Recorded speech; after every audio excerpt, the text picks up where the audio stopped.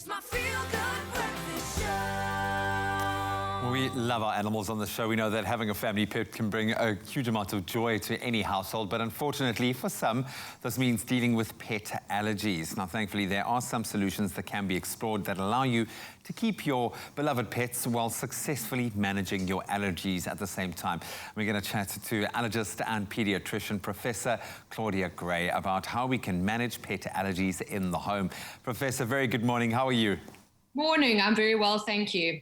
Great to connect with you again, and I think to discuss something that affects a huge amount of people. Certainly in my family, my poor mom suffers from terrible pet allergies when it comes to my pups. But maybe you can explain to us a bit more expansively, what are pet allergies specifically and what symptoms can we experience? In general, an allergy is an exaggerated immune response to something that actually should be harmless.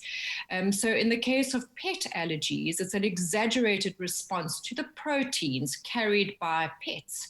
Now, most people think it's just the fur, but in fact, it's also the skin cells, it's the saliva, and even the urine carried on the pets that can cause allergic reactions. And if you inhale that, or if you touch the pet, or if the pet licks you, you can come up with itchy eyes, red eyes, and itchy, sneezy nose. Some people even wheeze quite acutely when they're exposed to certain pets. And it's one of the rare aeroallergens, so airborne allergens, that can actually cause skin issues. So a lot of kids, for example, who are allergic to dog, if they have contact with a dog's water bowl or if the dog licks them, they can come up with a skin reaction and hives. So a variety of manifestations in response to these pet proteins. And I've seen firsthand, it can be quite extreme, and it can come on. The onset can be so dramatically fast. I know I always ask you this whenever we deal with any particular allergy. Can we develop a pet allergy, or is it something that we are born with? Is it genetic? So as with most allergies, there's often a genetic component, so the genetic tendency towards allergies, that's called atopy. But most people are not born with a pet allergy. It tends to develop over time. So first of all, I need to qualify, it's not a bad thing to have pets. It's actually a good thing in the allergy world, because studies have shown that babies born into families with pre-existing pets may actually have reduced allergy levels in general. So a pet allergy develops over time. It can develop in young children already, especially the pets that they're in contact with. It can develop at an older age. So pet allergies can develop at any stage of one's career. And it's amazing how, certainly with my pup Stuck, they'll identify the person who is least comfortable and they'll go straight to that person and lick their face off. That's just the way that they are. So does this mean that people who are extremely allergic to pets, do you have to avoid pets completely, or is there a solution, some middle ground?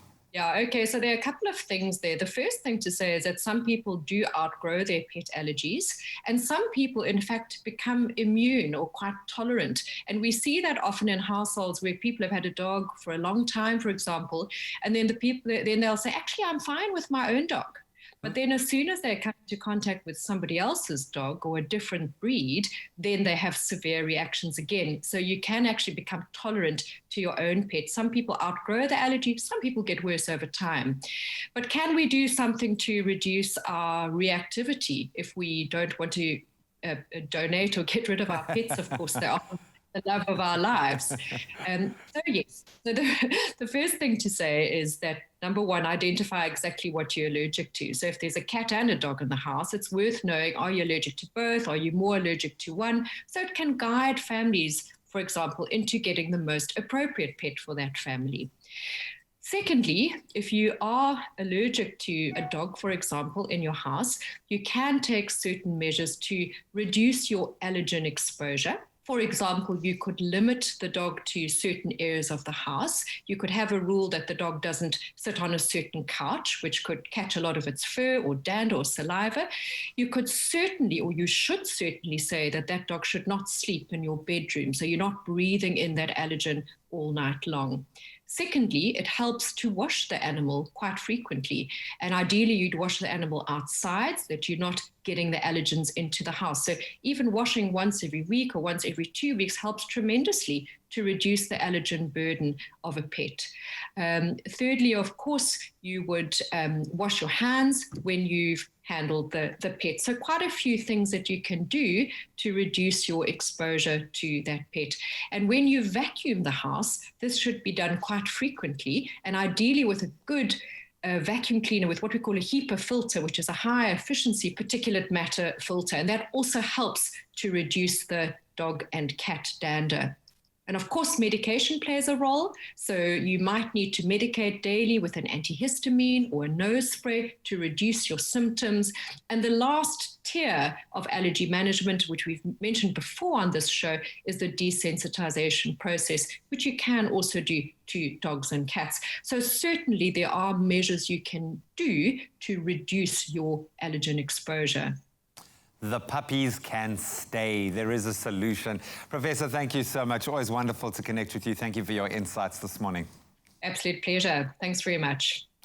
We all deserve to live allergy-free with our beloved pets, and with the right care and management, allergy symptoms can be kept at bay. ALLERGEX non-drowsy can assist you with allergy relief for the entire day, and it is non-drowsy, allowing you to enjoy life and your pets allergy-free. And of course, ALLERGEX non-drowsy syrup is also suitable for kids 2 years and older, which is amazing. Free to be you. Live, work, play, sleep, allergy-free with ALLERGEX non-drowsy.